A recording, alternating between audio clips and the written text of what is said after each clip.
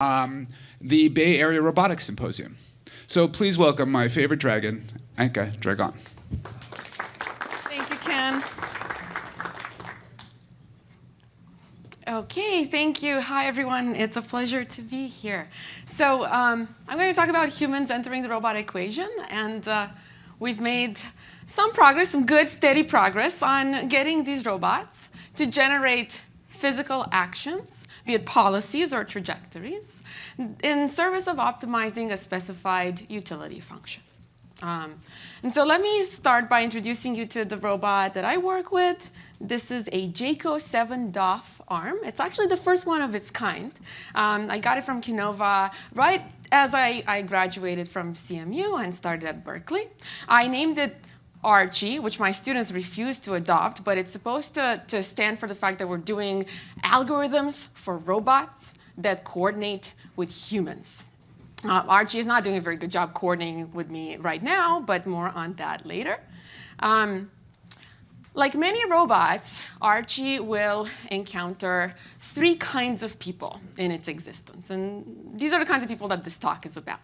So the first, the primary kind, is the end user, right? So this is the person who's supposed to actually use Archie, the person who Archie is supposed to actually help, like maybe a person with a motor impairment that Archie's bringing a glass of water to. For a car, for an autonomous car, this might be, for instance, the passenger riding in the car. So that's the end user. Now, a lot of work, including some of our own focuses on this end user, but that's not the only kind of person, right? Because we build these kind of robots to work in human environments, to operate in human environments around us humans.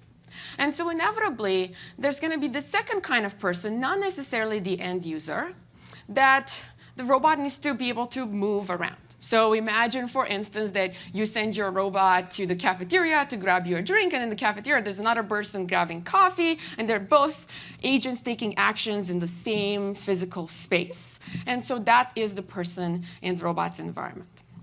And we're still not done. There's a third kind of person. Who am I forgetting here? Yeah, me and us, right? The robot designers, we're people too. And the fact that we're real people and not some magic oracles will actually enter the equation in some interesting ways later in this talk. And so three kinds of people in a robot's existence. And if you look back at our definition of what it means to be a robot or an AI agent, right? When I teach 188 Intro to AI, I say, look, guys, an agent is something that takes actions to maximize its utility, right? And nowhere in this picture, nowhere in this definition, do we actually find these people. And so the kind of work that we do in my lab is about enabling robots to explicitly account for us humans, to account for the fact that we make decisions, and that drives the physical actions that we end up executing around the robot. That we have beliefs and desires and preferences and intentions. And so kind of in a nutshell, we work on formally integrating human state and human action into these dynamical systems that we're building to work with us and around us. Throughout this talk, all these people are going to sort of end up playing some role. And our work in the past couple of years, since I started the lab, has largely can kind of be been into two categories. And these are the two parts of today's talk. So first, I want to share with you some work on, OK, if we assume a utility function for the robot, how do we go about and optimize this utility function when there are these humans around that we need to coordinate with? So that's the coordination problem. And then we'll move on to some sort of newer and more speculative work on what utility function, right? What is the utility function that the robot should be optimizing in the first place? So all these people will enter the equation, and we'll start with the coordination problem first. OK, so I have to go back and tell you about my grad school days. So back at the beginning of grad school, I was working on motion planning for manipulation. And it would be unfair to say that we weren't thinking about people at all, because the robot's utility function here was about avoiding collisions with obstacles, like the table and the stuff that the robot wasn't supposed to be moving, and we would stick people there with the obstacles to be avoided. There were voxels that happened to be moving. They were in the way. And I'm making this sound more absurd than it actually is because we do want robots to not collide with people. This is an important safety thing, so it sort of makes sense from that perspective. We don't want arms to accidentally hit a person. We want drones to avoid trees and avoid the people in the park as well, right? We want cars to avoid the edges of the road and also the pedestrians around and so on and so forth. But let us take a closer look now at what we're actually assuming when we model people as obstacles that move. And what I did is I managed to dig up a real life instantiation of a person, a real person, acting out this moving obstacle role. And here it is. So this person that I'm talking about is the truck driver. You'll see that this truck driver is going to behave a little strange. So the truck driver is going around the highway at, say, 50 miles an hour. A first car merged in, all nice and great. The second car puts its blinker on and starts merging in. The truck driver keeps going at, say, 50 miles an hour, right? So they keep moving and keep moving and keep moving. I mean, ignore that they go a little bit to the left for the purpose of this argument. Assume that they keep moving at 50 miles an hour on the highway. And so they're basically saying, look, I'm going to keep doing what I'm doing. It's your job to stay out of my way. And that's what a moving obstacle does. Now, most of us wouldn't do this, right? When I first saw this, I had a super visceral reaction of hit the brake, any time now you'll hit the brake, right? But that did not happen. So if we people were to work like this truck driver is behaving now, I think this will bring a lot of validation to the interaction as obstacle avoidance approach, right? Because if you think about autonomous cars today, an autonomous car today would never do what this black car is doing right now, right? An autonomous car today would, unless there's a big perception failure, would detect the truck, detect its velocity, figure out there's not enough space to merge, brake, and merge behind. That's what would happen. So an autonomous car today seems kind of good that it would never do this, but here's the caveat. I do it all the time. I did it on the way over here in my drive from SF. And I have to, because if I don't, then I'm kind of stuck with two options, and I don't like either of them. So option one is that I say slow down and wait for a big enough gap in traffic to merge into the lane and then be able to take the exit. And the disadvantage of that is that it pisses off everyone, all the cars in the back who start honking because they need to change the lane and so on. Option two is that I don't slow down. I keep moving, but then I miss the exit, and I piss off Sergey and Vincent, who invited me to give this keynote, and I'm supposed to show up on time. So I don't like any of these options, and so instead what I do is this, right? I expect that this person will actually slow down, and I enter this sort of negotiation, this dance with these other people. And that's what I call coordination. And that right there is what we're taking away from our robots when we tell them that people are obstacles that move. And this has kind of important implications. For instance, it leads to robots that freeze up at intersections because they try to stay out of everyone's way. So people inch forward into the intersection. You treat them as an obstacle that's moving. You stay out of the way. The next person inches forward, and so on and so forth. It's actually so bad that there's comics about it nowadays. So here's pedestrian-car interaction. Are you going or should I go? You go first. What if I point a lot and flame my arms around? That's confusing, and so on and so forth. Right? So how do we deal with this? And the first approach that I want to share with you is something that we've worked on for quite a bit now. And it's basically to say, look, people aren't obstacles. Let's treat them as agents, rational agents, that are also optimizing sort of their own utility function. Let's admit the fact that we don't know their utility function. It's parameterized by some parameters theta that are hidden state. This can be the person's intent or the person's preference or something like that, right? And so what the robot will do at every step is two things. First, it will use the person's actions to estimate this hidden state. Right? And we saw Steffi give an awesome talk about sort of doing this also in the context of natural language, right? Where the person's actions are actual saying stuff. Here we're looking at it in the context of the person is doing stuff.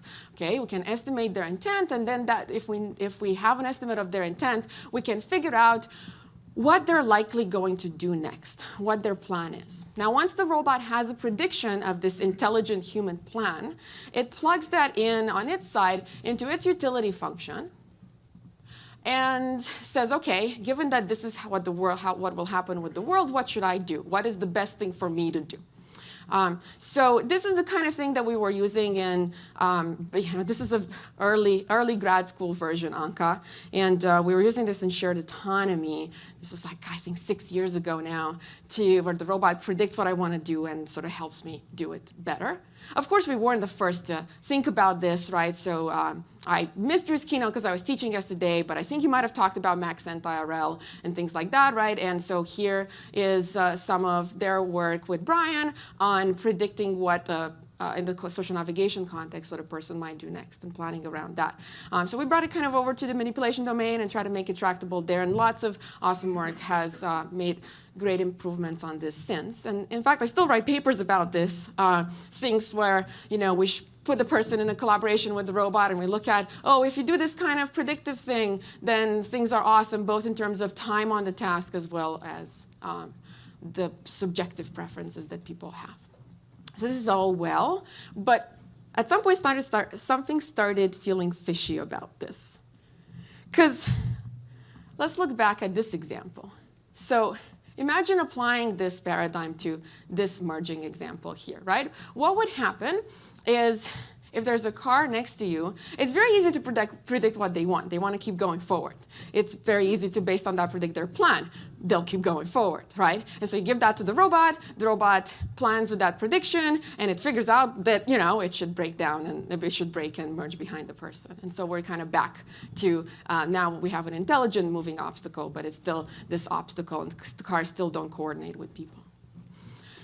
And so the crux of the issue in driving, but also in navigation and manipulation, is that when we humans decide on what to do, we don't do that by ignoring the robot. We actually take the robot into account as well. And so when you start doing that, you end up with this two-player game where you have two agents. They have utilities that depend on each other's actions. And they act in this two-player game. And that has two issues. Number one is that partially observable stochastic games are next complete, and that doesn't pan out well for continuous state and action spaces especially. So that's computationally hard for the robot. And number two is actually, if you look at cogsci work, there's a lot of evidence that people don't actually necessarily go to equilibria for these games because humans too are computationally bound. And so the question for us became, how do we avoid solving the full game but still actually account for the fact that our robot's actions are inevitably going to influence what people end up doing? And so when I got to Berkeley, I got to dig my heels a little deeper into this problem. And I started working with a fantastic student, Dorsa Sadik, who actually graduated in the meantime. She started on the faculty at Stanford.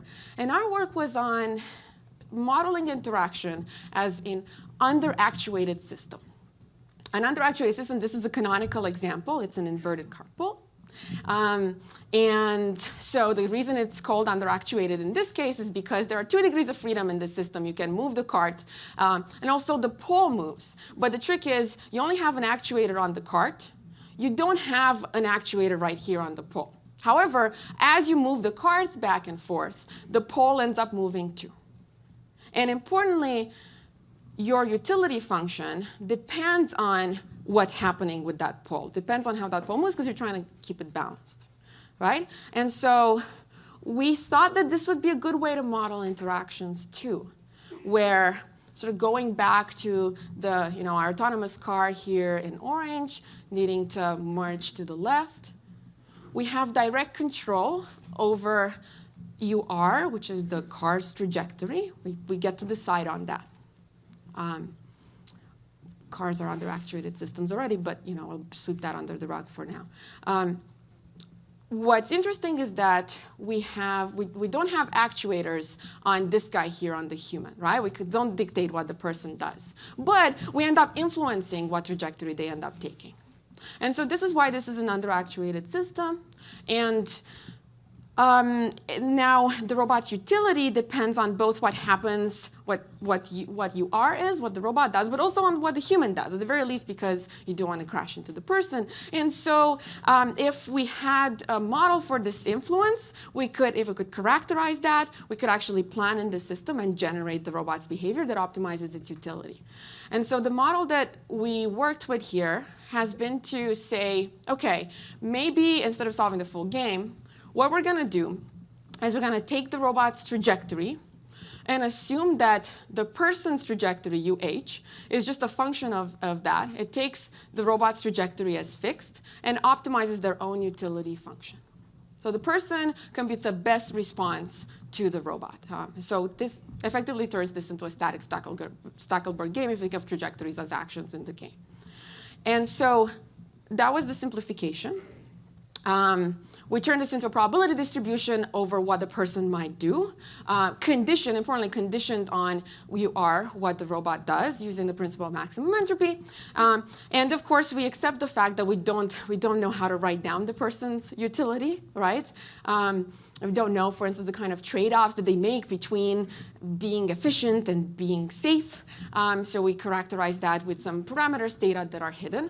And we do inverse optimal control. That was our first stab at a problem, at least. We did inverse optimal control to figure out these data. So the robot collects demonstrations of how the person acts around the robot.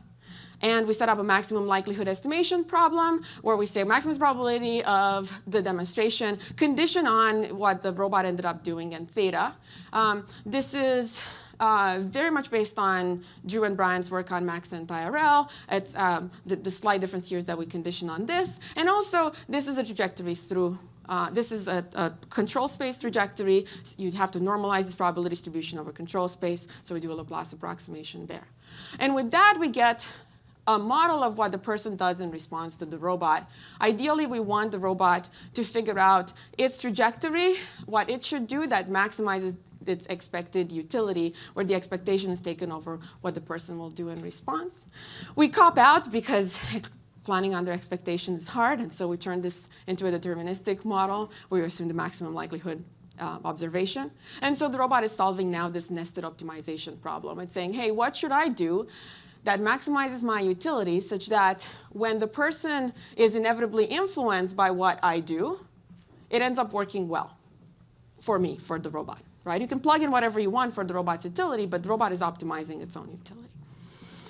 So to actually solve this nested optimization problem, we make a few simplifications. We use model predictor control. We plan with a limited time horizon. We take a first step. We replan at every step. And we use a quasi-Newton optimization method where we have to differentiate UR with respect to the robot's trajectory, which means you have to differentiate UH star with respect to the robot's trajectory. And that's interesting. And there we do an implicit differentiation trick.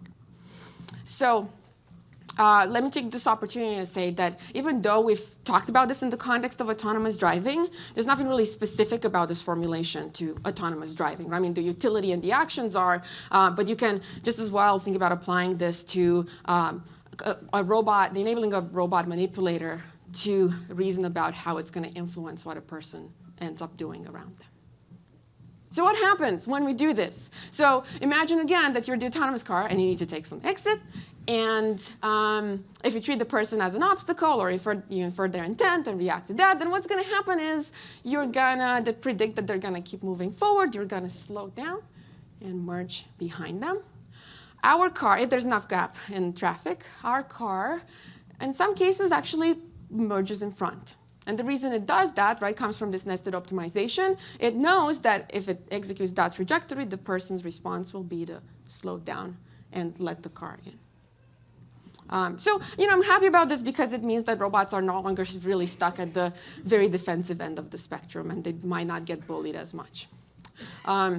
My favorite example actually happens at four-way stops. So at four-way stops, what we did is, imagine that you have now a robot that doesn't have a passenger and can take its time. So you're turning this into a different utility for the robot, where now it's actually trying to be polite to the people, right? So it's trying to make sure that people go through first.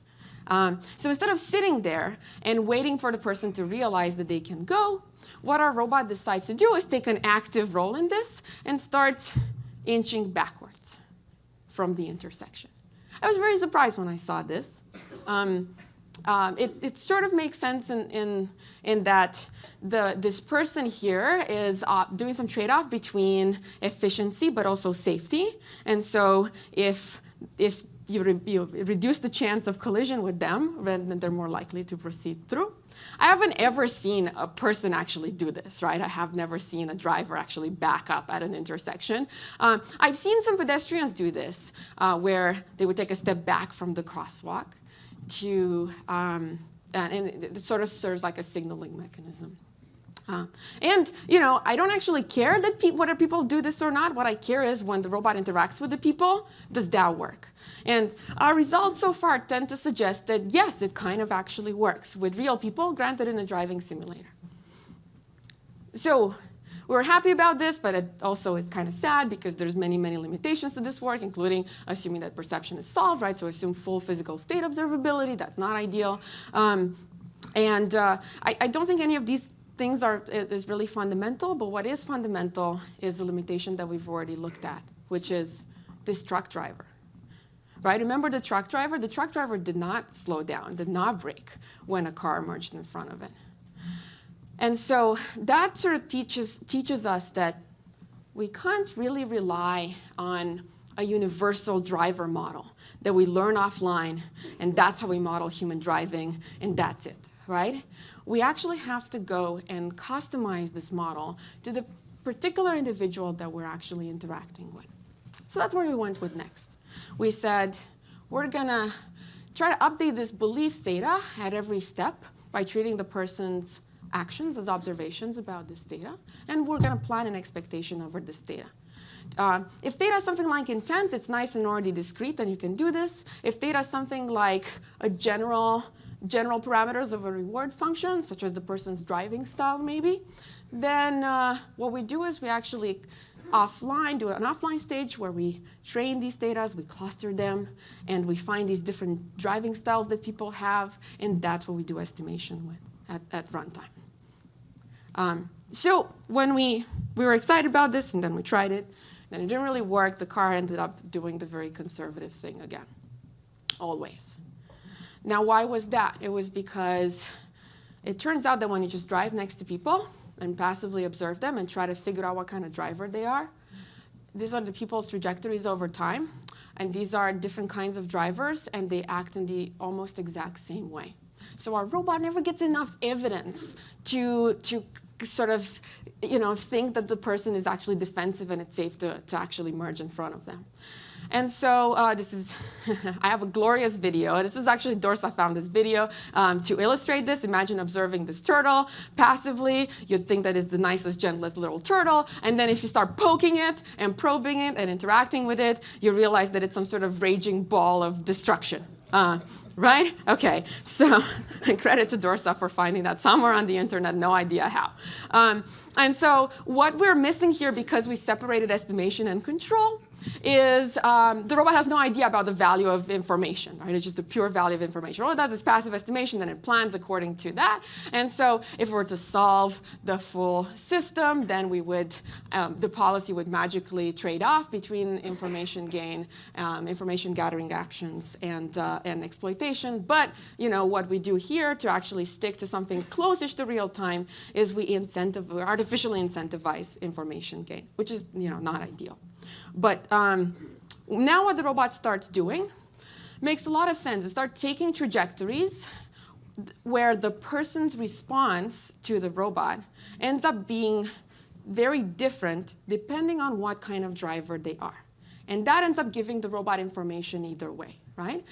What you see here in dotted lines is what the robot expects to happen. That's the robot's model of the person. Real people don't act like the robot's model of the person. Real people act like these shaded regions. But you still see the same effect.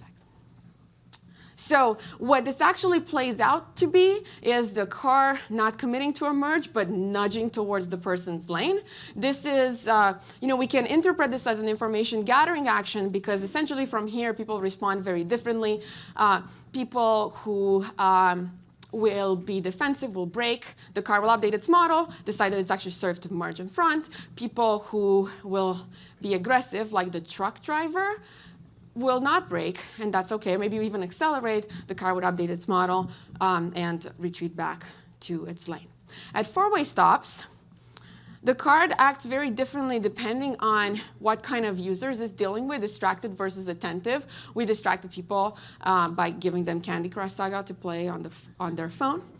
It was all the rage at that time. So there's a common point, and then it branches off. The common point is the robot inches forward into the intersection. I was really happy to see this, finally, robots that actually do the inching forward. If the person is attentive, they'll brake. The robot will update its model, decide it will continue to the intersection. If the person is not attentive, then the person won't brake. The robot would update its model. And in this case, what a robot does is actually, sort of gives the person some room to actually go. Unclear that that's the ideal thing. But what's exciting to me about all this is that we plan all these things directly. We optimize over the raw control inputs, steering and braking of the car. And so it turns out that you can actually get these natural coordination strategies to emerge out of that kind of optimization. If you think about the interaction game, and of course you have to make a ton of approximations, but nonetheless we still get these strategies tractably. So that's been our take on coordination. That okay, it's a game, it's hard, but there's approximations you can make. Admittedly, when you interact with the end user, the situation can change a little bit, because when you interact with the end user, things are a little simpler. You don't necessarily have two different utility functions. You're supposed to be on the same team, right? You're optimizing for the same utility. And so here, what we can do, and I really like Pete Troutzman's work on this, is you can solve this optimization as a coupled planning thing, right? Where you plan for both the human and the robot simultaneously to find out the optimal. And that works well in some situations. Where it breaks is when turns out we people, even if we try to optimize for the same thing as the robot, we sometimes don't do it very well. We're sometimes myopic or suboptimal, right? Especially when it comes to things like long horizon planning far into the future. And I'm looking at Chris because he procrastinates from his chores. This is my husband, Chris, is in the audience. He procrastinates from his chores all the time, which is a beautiful example of myopia. And he needs a little nudging sometimes, right? I have to nudge him to say, hey. And with Aaron's work, what we found is that if we now apply this underactuated system to this problem, where we model the person as optimizing the same utility as the robot, but being myopic, then what the robot does is essentially it takes actions that nudge the person towards something that's more globally optimal. So it's being very careful about the actions it chooses, such that when the person responds myopically, that ends up working well for them. And I think that's a really beautiful example, because as these robots will become maybe more capable, I want to get something out of it too, right? I want to be better at the things that I do. The final point that I would like to make about coordination is that we've talked a lot about how the robot needs to estimate the sort of human hidden parameters, the human utility. The other way around needs to happen too. Here's the ridiculous assumption that we made in the underactuated system. We just gave the person on a silver platter in our model the robot's trajectory. In reality, people need to make a prediction about what that is. So the robot's utility is parameterized by some parameters that are really internal to the robot and not observable to the person. And so you need to start thinking about the person's inference about these parameters. And so kind of another thread of this line of work has been to make robots a little bit more expressive, a little bit more transparent, so that it's easier for people to make these kind of inferences. So Ken alluded to my thesis work on legibility, but since we've done things like express your utility parameters. Here the car is cutting a person off to show that it's a more kind of aggressive type of car. We found that even really subtle things like for the same motion, the way you time the motion can have enormous consequences in terms of what people think the robot is doing, how confident think the robot is about the task, and so on. And we've more recently done some work on when you fail, you should also fail expressively. People should be able to tell what's going on. What were you trying to do and why you failed. Good. So that was coordination. Interaction is the game, but we can try to do some things where we still get cool coordination strategies in close to real time. So that was exciting. I still have it on my screen. Nope, not anymore. 1 second.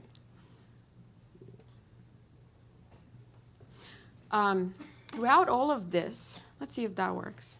Nope. Yes? Maybe?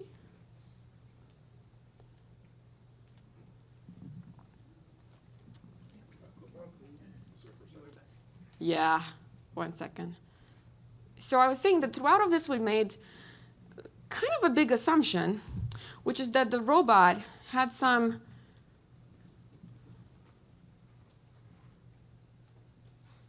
utility function.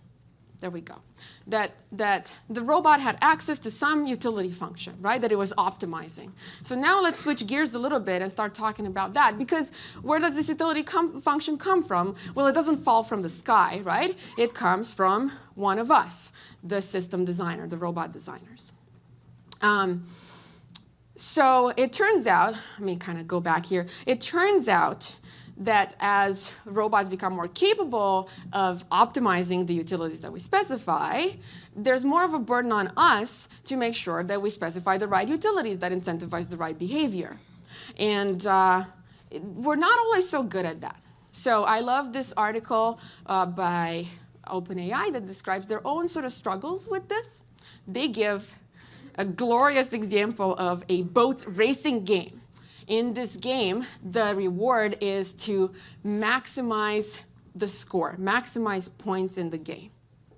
And so you can see that the boat ends up, this is CoRL, it ends up learning this policy where it loops around and times it just right to be able to collect these, turbo thingies that give it a lot more points. Well, all the other agents are kind of happily actually trying to race and win, right? And the boat is doing a fantastic job maximizing its reward function, which is score. It gets more score than everyone else. And of course, if you look at this and you're like, oh my God, of course that's not what I meant when I said maximize score in the game. But that is what we told the agent to optimize. And this is not a new problem. Stuart and Peter Norvig talked about this in their AI book. They give this example of a vacuum cleaner. How many people know the vacuum cleaner example? OK. So the vacuum cleaner example is a hypothetical example where you have a designer that builds a vacuum cleaner robot, and you reward it for how much dust it sucks in. And because that makes sense, because the more dust it sucks in, the cleaner your house is, and that seems like a good thing. But then the optimal policy can easily be suck in a little bit of dust, and then instead of going and sucking in some more, what you do is you dump it all back so that you can suck it in again and gain immediate more reward, right? And then dump it back, and then suck it in again, and repeat and repeat. And that's frustrating, but it does optimize the specified reward function. My favorite example of this, it actually comes from Disney. So this is Mickey in The Sorcerer's Apprentice. Mickey is tasked with a boring task of filling up some water, some cauldron in the house full of water. So he has to take these buckets, go outside, fill them with water, bring them back, dump the water, repeat, right? So he gets bored of this, and so he uses magic. We will call it robot programming these days, to bring up a broom to life And he teaches it. We would call that kinesthetic demonstrations now. He teaches it the tasks. He teaches what to do. And then implicitly, he encodes a reward function in this broom. And then he goes to bed. I want to point out that at this point in the story, somehow Mickey transitions from being just the reward designer of the system, the robot designer, right, to also being the end user, because he's asleep and the robot is doing stuff for him. And so what happens is that he wakes up, and there's water everywhere, and he realizes that, oops, he had a bug in his specification of the reward function. And so, interestingly, he goes and tries to stop the broom. He says, no, stop, that's not the right thing, but the broom ignores Mickey, because now he's the end user somehow, and the broom has an objective function that it's optimizing a reward function, and stopping is kind of not optimal with respect to that objective function, and so you get into trouble. So that puts us squarely in the second part of the talk, which is on we're bad at specifying reward functions for our robots. And that can lead to not so great behavior, maybe surprising or unwanted behavior at deployment time, at test time. How can we alleviate this? What are good ways to alleviate this? So this is a problem we've worked on recently. And again, it's a little bit speculative and new. But it goes something like this. The problem for me starts with, again, the way we define AI as there's some exogenously specified utility, go ahead and optimize that. When in fact the utility comes from one of us. We specify something, that robot takes that something and plugs it in, and that's what it optimizes. And that feels a little wrong because, we usually get, we've seen all these examples where we get it wrong. And so why then does the robot just take this for granted? To kind of start addressing this, the first thought we had is, OK, maybe robots should not just take the reward as a given, the one that we specify. Maybe they should have uncertainty, a little bit of uncertainty about whether it is the right reward or not. Of course,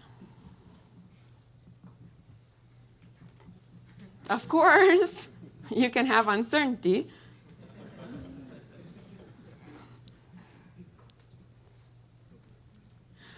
But an interesting question is, what is the right kind of uncertainty? Help?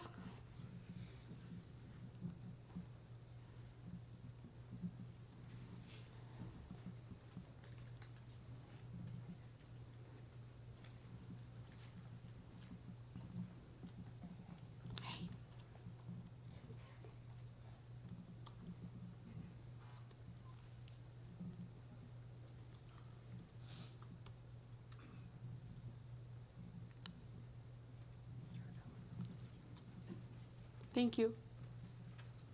OK, so we can have uncertainty, but what is the right kind of uncertainty? What does it mean to have the right probability distribution of what the reward might be when all you get is one reward, one proxy reward?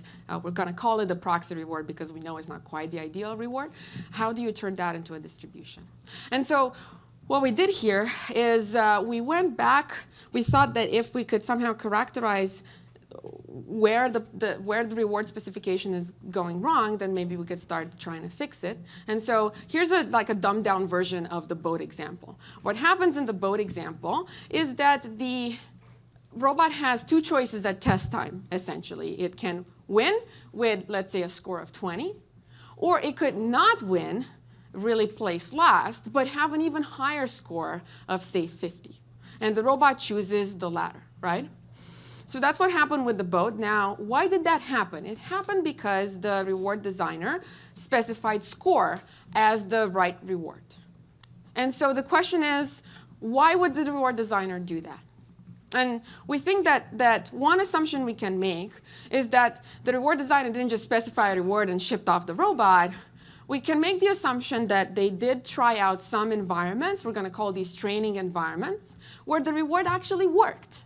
Right, where scores actually seem like a good idea. So we're going to give the designer the benefit of the doubt that they actually kind of tried the robot out in some instances. And so the Clearly, if score was a good idea in these training environments, what must have happened is that the options that the robot had looked very differently. The options that the robot had must have been something like, you can either win with a high score, or you can not win, but then you have a lower score. And so score and winning were correlated at training time, but that correlation was no longer true at test time. So from there, Dillon and Smitha came up with this idea that maybe the right way to construct the probability distribution is to look at the specified reward and instead of taking it as given, treat it as merely an observation about the true reward. And that the right way to interpret that observation is to look at back at these training environments. Because if there's one thing that we do know is that in these training environments, the robot actually did well with respect to the true reward. So that's the insight that we're going to leverage here. So formally, we're going to assume that the person is solving a reward design problem. So there's some sort of true reward parameters.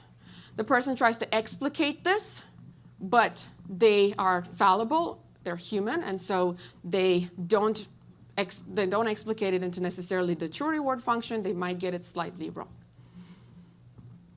If we could write down some sort of process that kind of makes this assumption that, whatever the training environment is and the true reward, this proxy reward should probably work well in the training environment. If we could write down an observation model that encapsulates that, then we could do what we call inverse reward design. We could have the robot treat this proxy reward as an observation about the true reward and use this observation model to update its belief via Bayesian inference. And so that's what we did. And it led to some pretty cool results so far.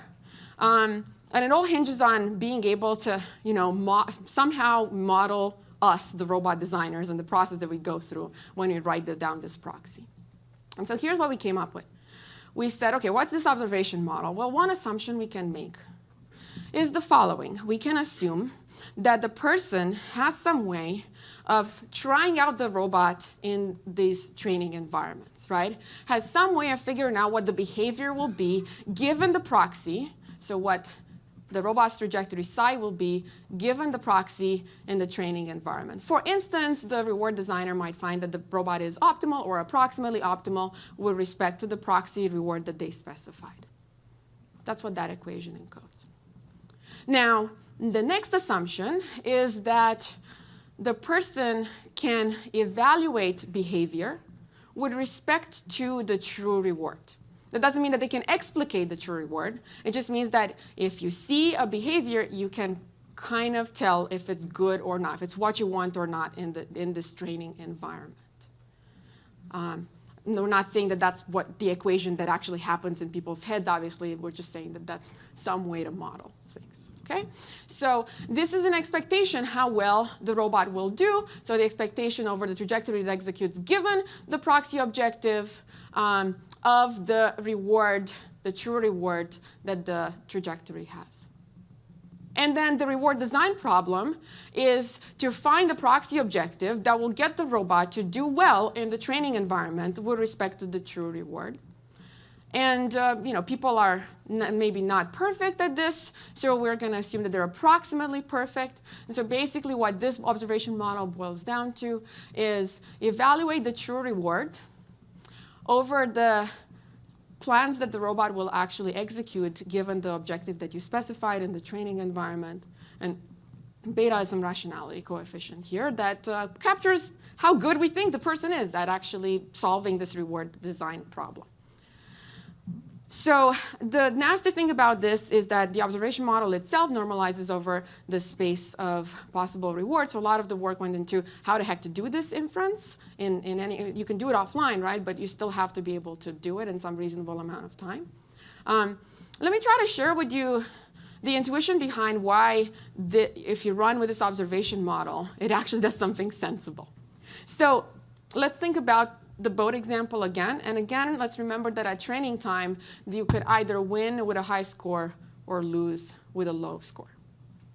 And so what we're assuming here is that the robot has access to some space of reward functions They might include score, which is what the designer actually specified. They might include things like winning, losing, and many other things.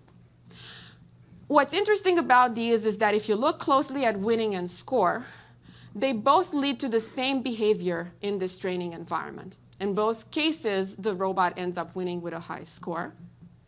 So the robot can figure out, based on this, that the probability of score being specified as the reward, given that the true reward would be the win, is actually pretty high. The reason for that being that if you take score as the proxy and plan with it, you end up winning. And winning is good with respect to the winning reward, so that probability evaluates to some high number. At the same time, the robot can also figure out that the probability of score given losing, if losing were the true reward, that's low. The person wouldn't write down score if what they meant was, I want you to lose, because score leads to the winning behavior, and the losing reward function doesn't like the winning behavior. And so what's interesting here is that the robot comes up with a posterior distribution over these, when you run Bayesian inference, over these different possible reward functions, where it understands that given that the person specified score, it's very unlikely that they meant lose, but it is somewhat likely that they actually meant win. And that right there is kind of the thing that makes this work. Now, so if we conveniently have access here to the win feature, right? If you had access to the win feature, life would be good. What do you do if we don't? So to test this out, we set up a pretty simple, but going towards a realistic 2D navigation environment. So we call it Lava Land, and it's a navigation environment where there's different kinds of terrains. So we have grass and dirt, and we have a target that the robot is trying to reach. And at test time, we'll introduce a novel kind of terrain that, for dramatic effect, we'll call lava. Okay? So the catch here is that the robot does not get access to what these terrains are. It doesn't get to observe that. These things are latent in the space. We do assume that it gets raw observations that contain the information about these terrain types, right? Otherwise, we're screwed. There's nothing we can do. But the robot gets some raw observations. Now, at train time, there is no lava, and the reward designer is specifying a reward. And let's say that they want a reward that will incentivize the robot to like dirt and reach the target and try to avoid the grass as much as possible. Maybe we're in Oxford and we don't like stepping on the grass, and here's where we're testing the robot. OK, so that's the training environment. And the person wants to specify a reward function that kind of encapsulates that. So the robot has access to these raw features. The person is thinking about this proxy objective in terms of the actual indicators, the actual terrain types, right? So they think in terms of, grass and dirt and target. They completely forget about lava because that's not present at training time, so it's just something that doesn't occur to them in this experiment. And so now they have to actually give a proxy to the robot. And they can't do it in terms of the terrain type because the robot doesn't have access to that. All it has access to is raw observations. So they have two options. Option one is train some classifiers, right, to tell you dirt, grass, target, and define a proxy reward as a function of the output of these classifiers. Another option is to actually collect some samples of terrain. You know what you want this to evaluate to, so you can train something directly in the raw observation space. You can do a regression to actually come up with a reward function. So at test time, there's now lava. In Hawaii, I don't know. So there's now lava. And what we found is that when the robot just takes the proxy objective and optimizes it, it often goes over lava. And that's because the proxy objective completely ignored lava, right? It was based on these raw observations, depending on how you train the reward, and so on and so forth. It will map to some arbitrary value. And that value might be low or it might be high. You don't have any control over that. So it often happened that the robot would actually like to go over lava or not penalize lava. So the person says, ooh, I forgot to say that lava is bad, but it's too late. The inverse reward design robot looks at the training environment, right? So that's what we do. We look at the proxy objective in the context of the training environment. And so the robot sort of runs essentially this reasoning, which is trying to figure out what other reward functions defined over its raw input space might result in the same behavior in the training environment as the reward function that was actually specified.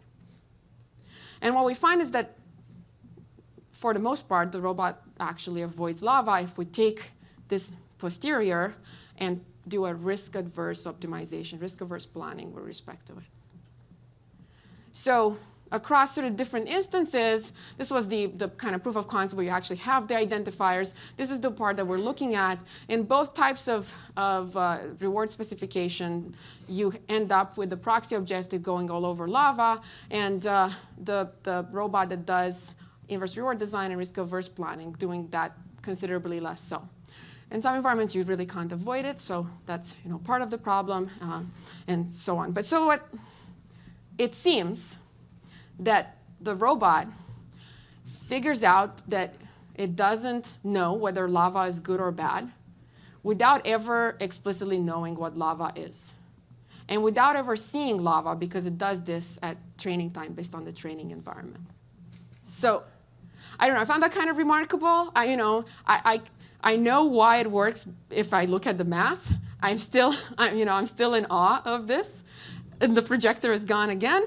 That's exciting.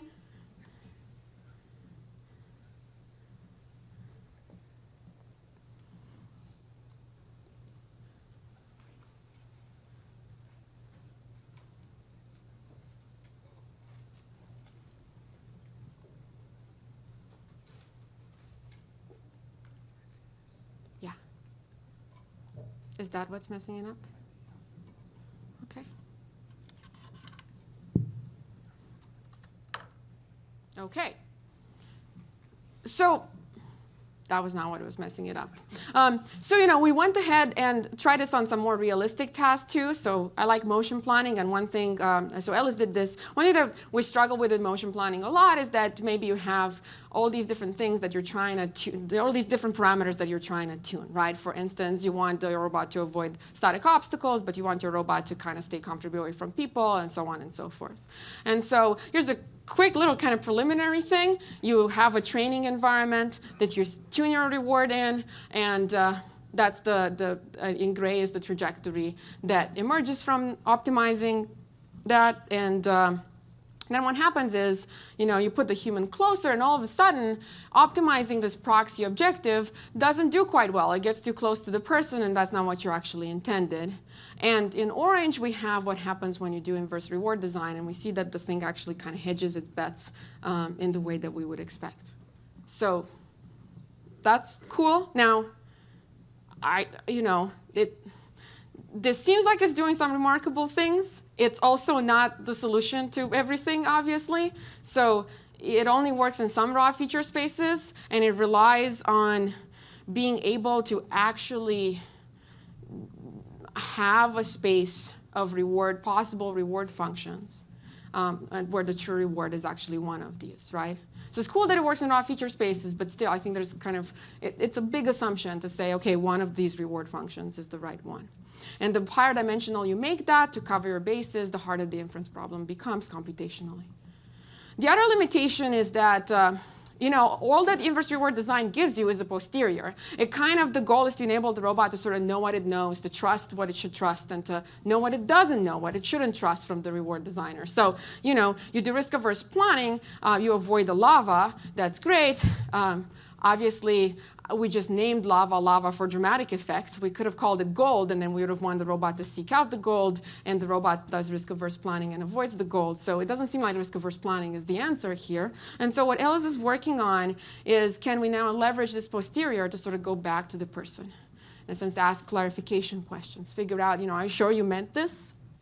So kind of in a nutshell, I think it's hard, but it's important to not just take reward functions for granted, because we humans are fallible in specifying them, and to actually treat them as observations about what people really mean.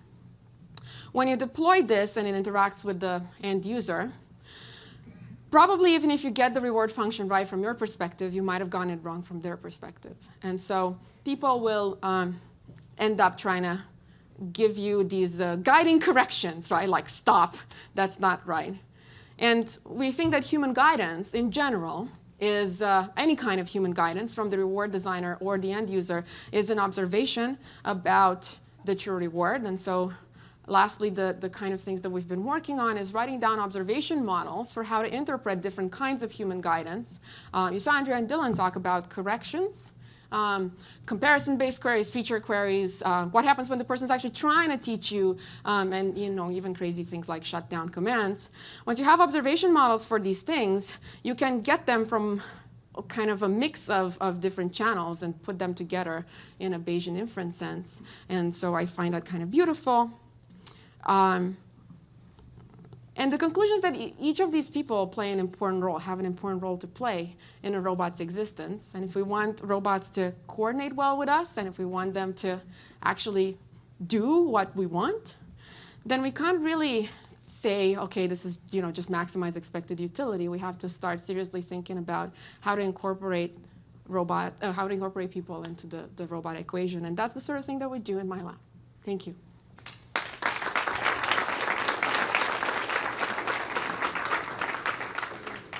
Thank you, Anca. We do have some time for a few questions. And while some people are coming up, let me ask you, Anca, thank you. I'm curious if you could say a little bit about the dimensionality of the theta. I mean, you're using a variety of methods, but I'm curious in these contexts, what are you finding? How long does it take? Yeah, so in inverse reward design, we looked at 50-dimensional space. And that's pushing the limits, and with things like learn the person's reward function from actions, corrections, demonstrations, stuff like that, learn the person's driving style. What we do there is one of two things. So we either represent it via giant neural net from inputs. We mainly do that when we learn from comparisons, actually, not so much demonstrations, but in any case. And we also handcraft features. We would like not to, but we also don't want to wait and have a ton of data before we can actually go ahead and learn something, right? So especially in these online cases. I think we've kind of threw the kitchen sink on it, and we've tried a bunch of things. Hi. So I wanted to ask you about how this scales. In the truck example, there are more actors involved, right? There's the other car that went in. There's the truck up ahead that they're all trying to avoid. And if there's n of those, then there's n entities all modeling each other. As they potential explosion. That's so right. Do you have a sense of how the complexity of the problem scales with the number of actors? Right. So the cop-out answer is, so first of all, a big limitation, everything that I've talked about, and pretty much everything that I've been involved with so far has been one human and one robot. And we do this because that's hard enough, but the world has many different humans, and especially many different robots. And so, okay, the cop-out answer is that, technically you can just, reason about the effects on every person, and that works out, and that scales linearly. Unfortunately, like you said, they are also influencing each other. And what we're actively looking into is, to what extent do we need to reason about that, and where in the chain can we actually stop reasoning about that, right? The effects have to dissipate after some point. Exactly. That's the assumption here that we're banking on. That you only need to worry about one or two people at a time when you drive or when you interact in the kitchen or something like that. Thank you.